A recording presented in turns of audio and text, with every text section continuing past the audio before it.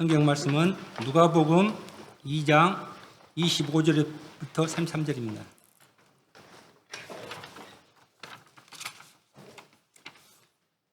예루살렘에 시몬이라는 사람이 있으니 이 사람은 의롭고 경건하여 이스라엘의 위로를 기다리는 자라. 성령이 그 위에 계시더라. 그가 주의 그리스도를 보기 전에는 죽지 아니하리라 하는 성령의 지시를 받았더니 성령의 감동으로 성전에 들어가매 마침 부모가 율법의 관례대로 행하고자 하여 그 아기 예수를 데리고 오는지라. 시몬이 아기를 안고 하나님을 찬송하며 이르되 주제여 이제는 말씀하신 대로 종을 편안히 놓아주시는도다. 내 눈이 주의 구원을 보았사오니 이는 만민 앞에 예비하신 것이요 이방을 비추는 빛이요 주의 백성 이스라엘의 영광이니이다 하니 그의 부모가 그에 대한 말들을 놀랍게 여기더라. 안에는 추진영 목사님 나오셔서 말씀 전해주시겠습니다. 많은 은혜 받으시기 바랍니다.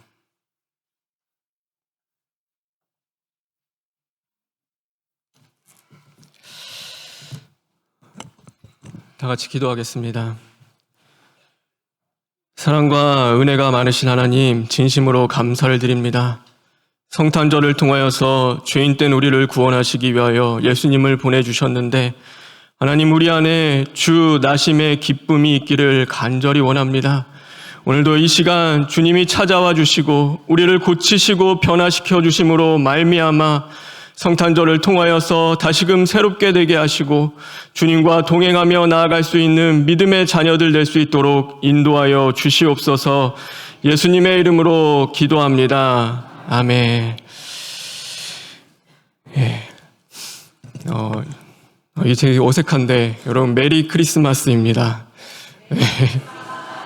제가 표현을 잘 못해요. 그래서 굉장히 어색하지만 오늘 이게 어색하지 않아야 되는데 어색하게 느껴지는 저 같은 사람들을 위해서 우리 옆에 있는 분들과 우리 다 같이 한번 인사를 나눠볼까요? 네, 우리 메리 크리스마스.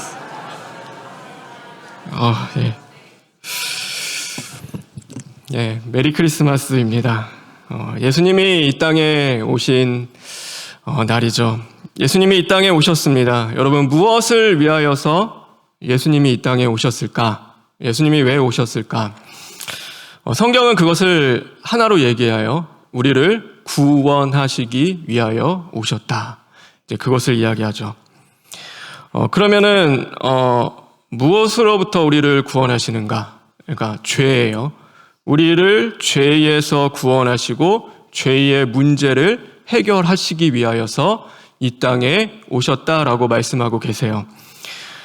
그러면 왜 죄의 문제를 해결하시려고 하는가? 왜 그렇게 저와 여러분 안에 있는 그 죄의 문제를 하나님이 해결하려고 하시는가? 그 이유는 하나입니다. 그것은 뭐냐면 우리와 함께 하기 위해서입니다. 우리 안에 하나님이 거하기를 원하시기 때문에요. 그 죄의 문제를 해결하고자 하시는 것이죠. 그래서 마태복음 1장 23절에는 이렇게 말씀하고 있습니다. 마태복음 1장 23절. 띄워주실 수 있나요? 마태복음 1장 23절. 안 되면 제가 읽어드리겠습니다. 보라, 처녀가 잉태하여 아들을 낳을 것이요 그의 이름은, 다 같이 읽겠습니다.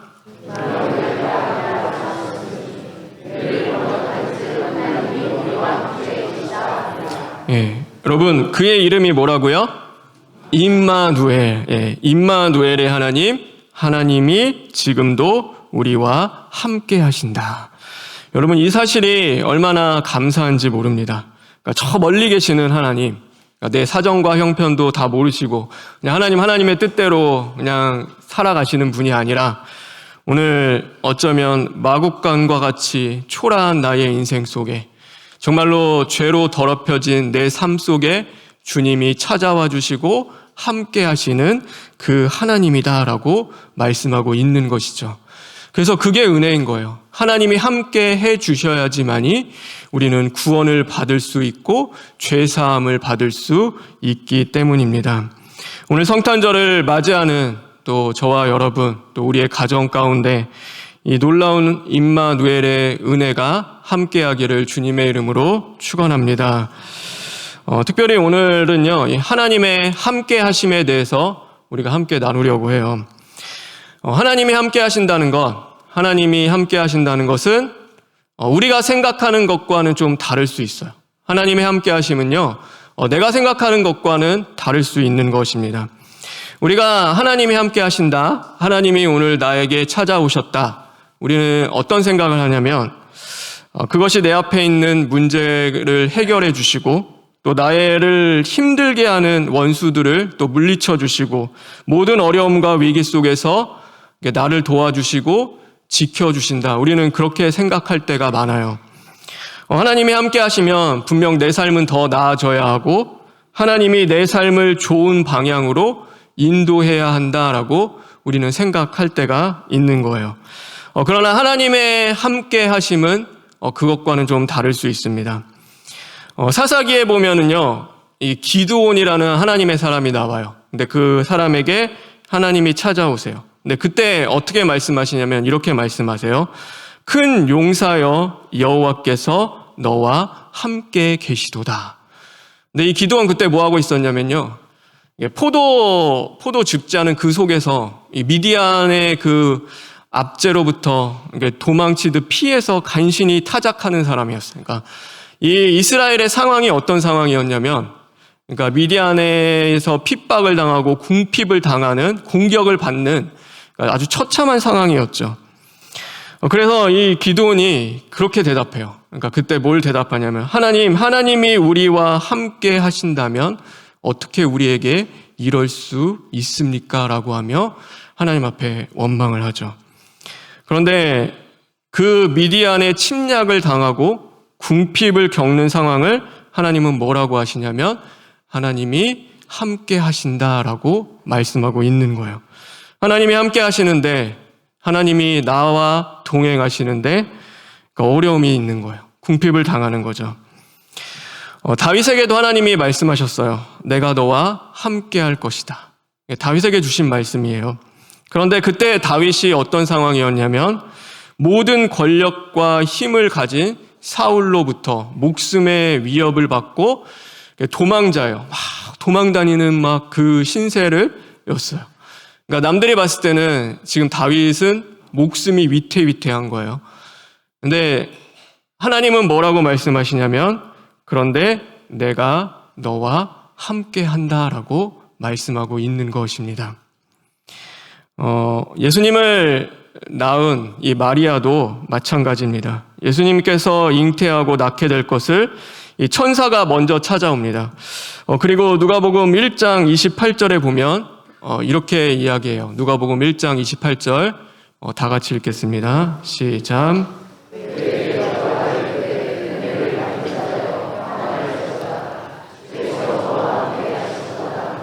네, 평안할지어다. 그러면서 뭐라고 하죠? 주께서 너와 함께 하시도다. 은혜를 받은 자여 주께서 너와 함께 하신다라고 이야기하는 거예요. 그런데 이 하나님의 함께 하심, 우리는 이제 성경 다 봤잖아요. 이제 이 계시록까지 다 봤어요. 다 보니까 뭐예요? 이게 영광이고 기쁨이고 감격이고 막 감사로 다가와요. 그렇죠? 예수님을 주신 게 너무나 좋은 거예요. 근데 이 마리아에게는 이게 어떤 상황이냐면 그에게 있었던 일상의 평안이 깨어지는 상황이에요. 하나님의 함께 하심이 평안하다. 이제는 좀 괜찮다. 이제 이게 아니라 그녀의 일상을 깨트리고 그녀를 위기 속으로 이제 넣어가는 상황이 되는 거예요. 근데 그 성경은 뭐라고 보냐면 그거를 함께 하심이라고 말씀하는 거예요. 당시는 이 이스라엘은 누가 다스리고 있었죠? 로마가 다스리고 있어요. 그리고 로마가 세운 헤롯이라는 분봉왕이 그 나라를 다스리고 지배하고 있었어요. 다윗의 약속, 다윗의 언약을 성취한다라는 것은요, 우리는 예수님의 탄생하시고 우리가 구원받는다 이제 그렇게 생각하는데 로마의 입장, 이 헤롯의 입장에서 보면 이건 뭐예요? 반란인 거예요. 그러니까 반역을 하는 거죠, 지금. 그러니까 로마가 있고 황제가 있는데 또 다른 왕을 세워서 자신들의 나라를 세우겠다는 반역과도 같은 거예요. 그러면 이거는 어떻게 되는 거냐면 이 마리아뿐만 아니라 그의 가문도 멸망할 수 있고 목숨과 생명을 빼앗을 수 있는 정말로 위험한 상황인 거죠. 하나님이 약속하신 다윗의 언약이 우리 가문을 통하여서 이루어진다라고 하면요, 그러니까 살아남을 수가 없는 상황인 거예요. 그러니까 평상에 있었던 일상도 다 무너지죠.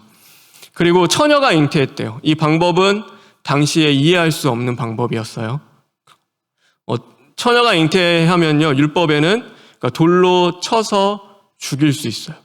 그러니까 그 정도로 심각한 일이었어요. 그러니까 이게 통념상 이해받을 수 있는 일은 아니었어요. 그런데 오늘 그 처녀가 잉태한 그 사실만으로도 이 마리아는 자신의 생명이 위협을 받는 상황 속에 있는 것이죠. 그런데 성경은 오늘 그것을 무엇이라고 말씀하고 있죠? 하나님이 함께 하신다. 하나님이 함께 하신다. 딱 그거예요. 끝. 하나님이 너와 함께 하신다. 여러분, 하나님이 함께 하시는 건 어떻게 생각하세요? 오늘 하나님이 나와 함께 하심을 여러분 믿으십니까? 네. 여러분의 상황과 환경과 사건과 상관없이 오늘도 하나님은 변함없이 동일하게 우리와 함께 해 주시는 것이에요. 우리가 보여지게 형통하고 잘되고 풀리고 그것과는 상관이 없어요. 하나님은 오늘도 우리와 함께 해 주시는 거죠. 우리는 상황이 좋아지면 하나님이 나와 함께 하시는구나. 근데 좀만 나빠지면 감사가 사라지고 불편해지고 원망스러워져요. 그런데 저와 여러분, 우리는 그러지 않기를 주님의 이름으로 축원합니다. 그래서 상황에 흔들리지 않고 오늘도 우리와 함께 하시는 하나님을 바라보는 저와 여러분 되기를 간절히 소망합니다. 그래서 하나님의 함께 하심이 다르다. 그러니까 우리가 생각하는 것과 다르다라는 것을요, 우리는 인정하면 됩니다. 우리가 그것을요, 받아들이면 되는 거예요. 그래서 다윗이 고백하죠. 우리가 시편 23편 1절에 뭐라고 고백하죠? 여호와는 나의 목자시니 내게 부족함이 없으리로다. 네, 이 고백은 그거예요. 부족함 없이 하나님이 다 채워주시니까, 다 허락하시면 여호와는 나의 목자입니다. 이제 이게 아닌 거죠. 여호와 하나님이 나의 목자가 되어주시니 내가 사망의 음침한 골짜기를 다니는 것도, 어떤 상황과 환경 속에 있는 것도 다 괜찮아요. 저는 부족하지 않습니다. 왜요? 주님이 나와 함께 해주시니까, 주님이 나의 선한 목자가 되어주시니까 저는 안전합니다. 이제 이 고백을 하는 것이죠. 오늘 이 다윗의 고백이 저와 여러분의 고백 되어지기를 소망합니다. 그래서 우리가 하나님과 함께 하심, 그것은 상황과 환경과 상관없이 하나님은 분명히 나와 함께 하심을 우리가 믿고 또 그것을 인정하고 또 감사하며 나아갈 수 있는 저와 여러분 되었으면 좋겠어요. 그러면은 그렇죠. 우리가 상황과 환경을 넘어서 어떻게 하나님이 함께 하시는 그 삶 속으로 우리가 더 깊이 들어가고 그 삶을 살아갈 수 있을까? 우리가 그것을 이제 인정하고 받아들일 수 있을까요? 우리가 왜 이런 상황과 환경을 주시는지 다 달라요. 지금 옷 색깔들 다 다르시죠? 그러니까 머리 스타일도 다 다르고 생김새도 달라요. 하나님이 우리를 만들어 가시고 다루시는 방법도 다 다른 거예요. 그거는 왠지 몰라요. 그 사람을 만드시고 구원하시는 하나님만 아시죠. 근데 분명한 한 가지 사실을 아는 것이 있어요. 한 가지 사실. 그게 뭐냐면 하나님이 오늘도 나와 함께 하시는 이 상황을 주시는 하나님이 지금도 나를 사랑하신다. 나를 사랑하신다는 사실이에요. 이거는 확실한 거야. 성경 처음부터 끝까지 하나님은 사랑이시고 그 하나님이요, 우리를 사랑하신대요. 그러니까 이거는 변함이 없는 거예요. 그러니까 얼마나 사랑하시냐면 아들을 주시기까지 우리를 사랑하시는 거예요. 그럼 우리가 생각할 수 있잖아요. 왜 나 같은 자를 사랑할까? 왜 하나님 나 같은 인간을 왜 그렇게 사랑하실까? 왜 그렇게 사랑하실까? 우리라는 실체는 어때요? 우리는 툭하면은 불평하고, 툭하면 원망하고, 배신하고, 남 탓하며 살아가는 존재들이에요. 자존심은 왜 이렇게 강한지 하나님 앞에 순종하며 굴복하지 않잖아요.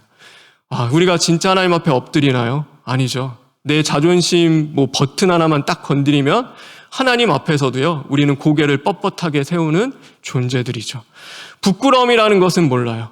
우리가 죄를 지으면 부끄러워해야 하고 하나님 앞에 두려워해야 되는데요, 우린 그런 거 없어요. 어느 때 보면요, 죄를 서슴없이 지으며 살아가기도 해요. 그리고 마치 우리가 그럼에도 무언가 된 것처럼 오늘 이 예배에 나와서 우리는 하나님을 앞에 예배하기도 하죠. 그런데 하나님은요, 그런 우리들을 사랑하신다라고 말씀하고 계시는 거예요. 버리지 않고 포기하지 않고 사랑하시는 거예요. 그것은요, 우리가 훌륭해서 저와 여러분이 자격이 있어서 그런 것이 절대 아니에요. 우리가 자격이 있어서 하나님이 우리를 사랑하시는 것이 아니라 하나님이 끝까지 사랑하시기로 작정하셨기 때문인 거예요. 하나님이 그것을 결심하셨어요. 우리는 결심한 거 안 지키기도 하잖아요. 하나님의 약속 잊어버리고 살잖아요. 그런데 하나님은 안 그러세요. 우리를 만드시며 내가 너 사랑한다. 내가 너 사랑해. 그 사랑하는 것을요, 끝까지 지켜주시는 거예요. 그래서 하나님은요, 우리를 사랑하세요. 사랑하셔서 오늘도 우리에게 찾아와 주시고 함께 하시는데, 그런 우리에게 하나님이 정말 바라시는 것은 무엇일까요? 하나님이 우리에게 오셔서 진짜 바라시는 것. 여러분, 하나님은요, 하나님의 형상, 하나님의 모양대로 우리를 회복하기를 원하시는 분이십니다. 여러분 믿으십니까?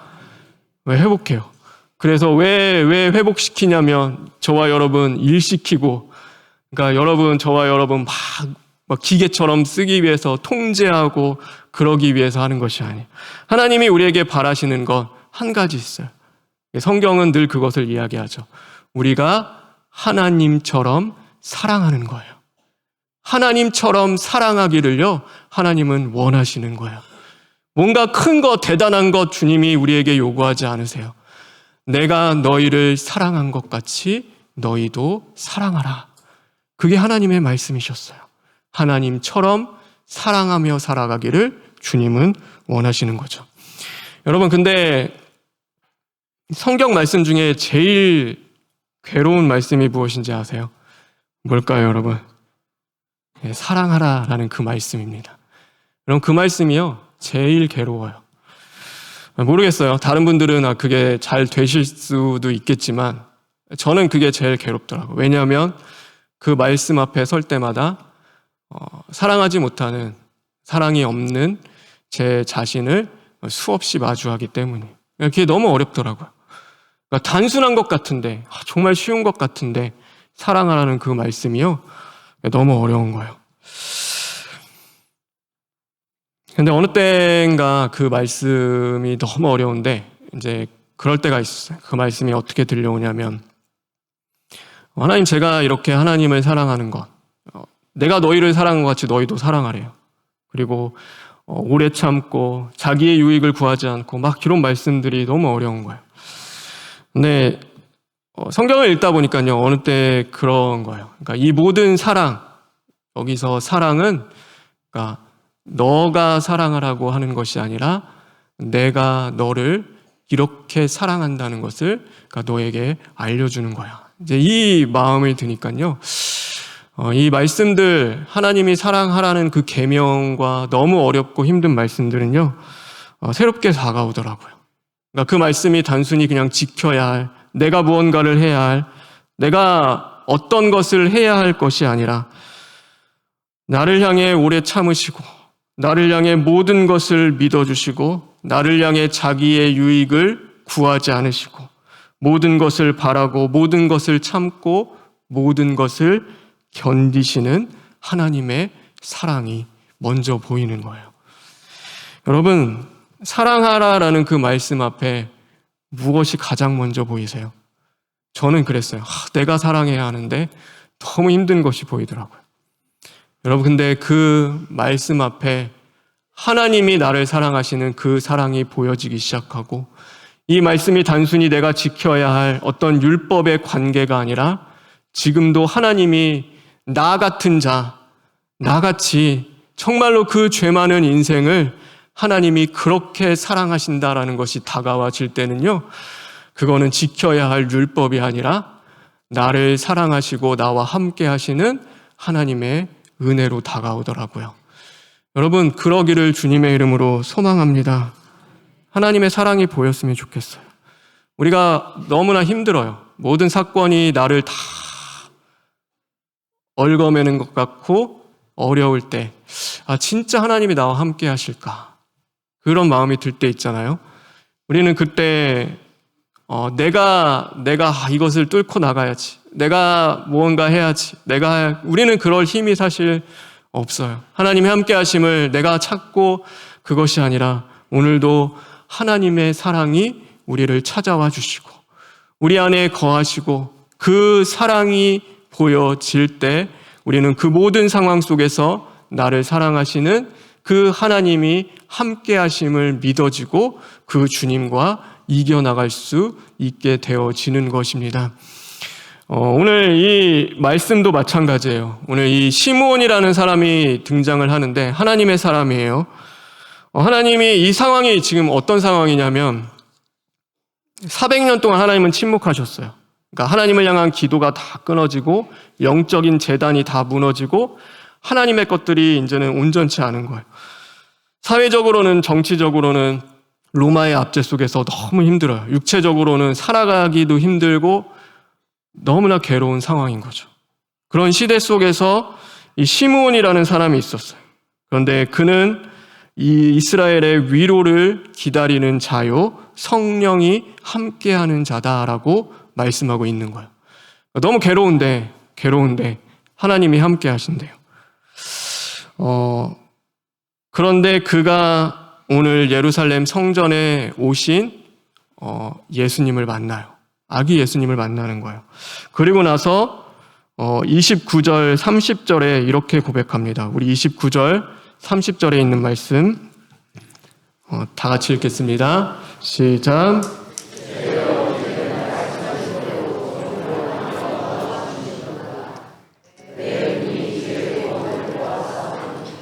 예, 여러분 뭐라고 고백하죠? 내 눈이 주의 구원을 보았사오니.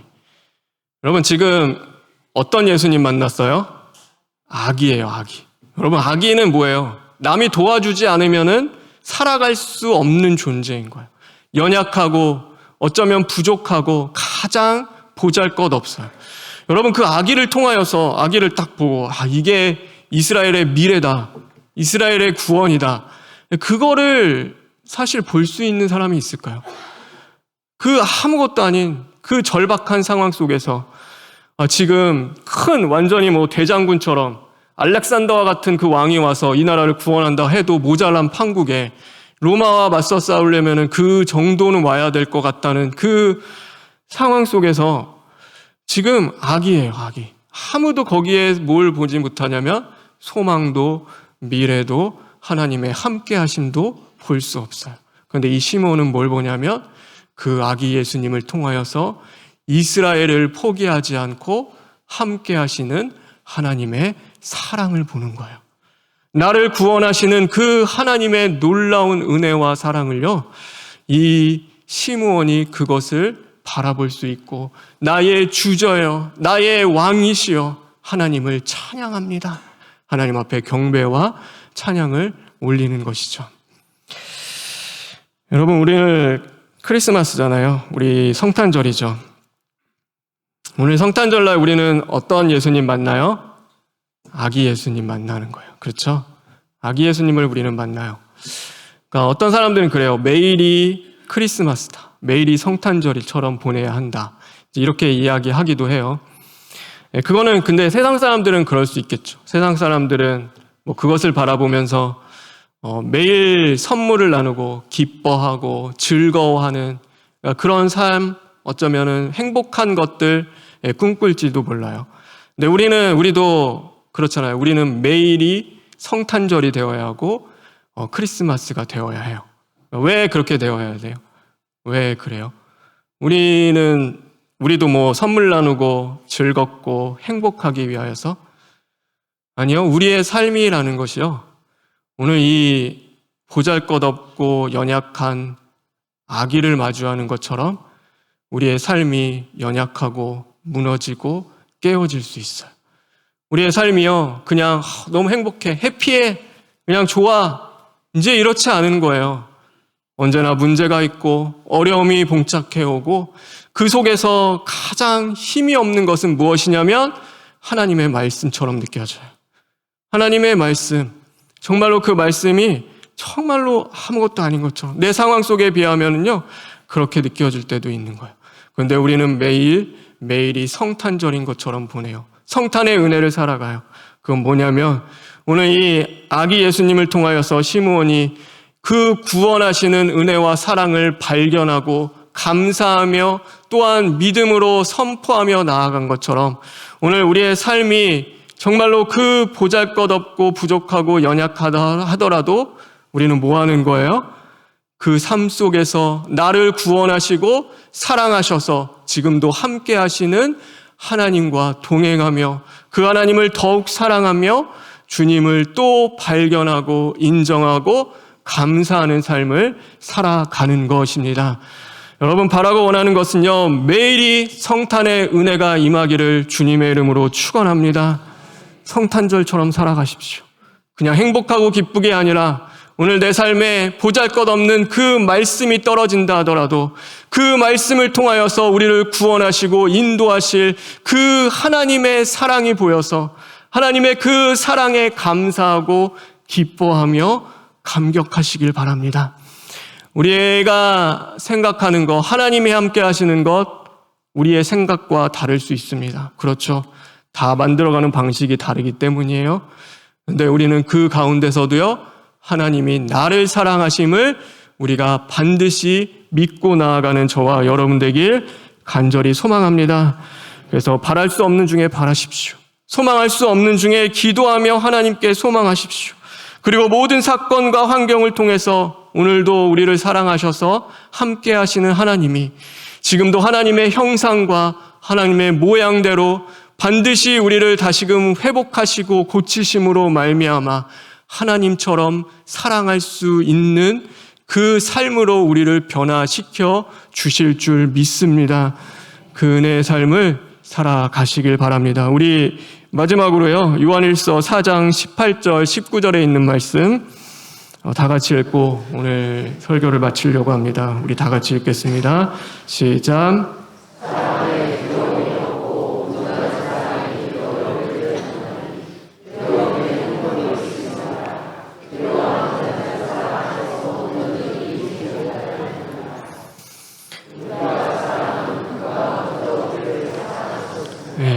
우리가 사랑함은 그가 먼저 우리를 사랑하셨음이라.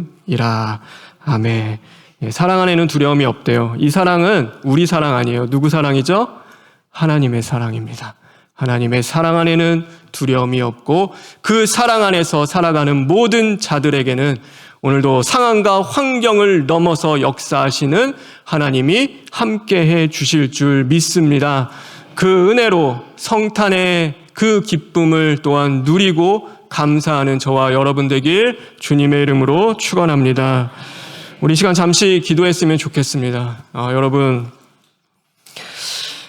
우리 회개했으면 좋겠어요. 하나님이 나와 함께 하시지 않는 것처럼 느껴졌고 또 그렇게 생각했던 모든 자리들이 있다면 하나님, 우리가 회개하며 하나님의 사랑이 얼마나 큰지 우리가 다시금 깨닫고 감사하며 나아갈 수 있도록 도와주시고, 하나님, 두렵고 힘들고 어려운 사람들이 있다면 오늘도 하나님의 사랑을 붙잡으십시오.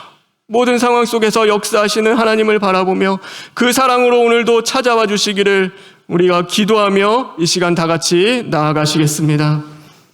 하나님 감사합니다. 하나님, 연약한 우리를 도우시는 주님, 하나님, 부족한 저희들을 도와주십시오. 하나님의 도우심이 없으면 살아갈 수 없는, 하나님의 사랑이 아니면 살 수 없는 인생들입니다. 하나님이 사랑하지 않았다면 구원받을 수 없는 하나님.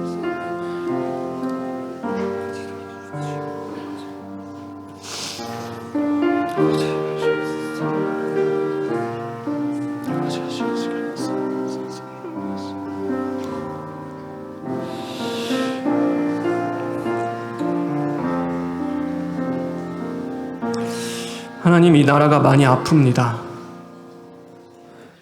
하나님, 우리 교회도 아프고 우리 가정도 많이 아픕니다.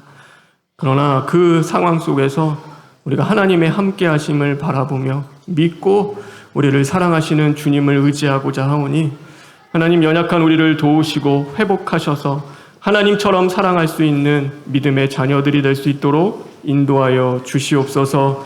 모든 것 주님께 부탁드리며 예수님의 이름으로 기도합니다. 아멘.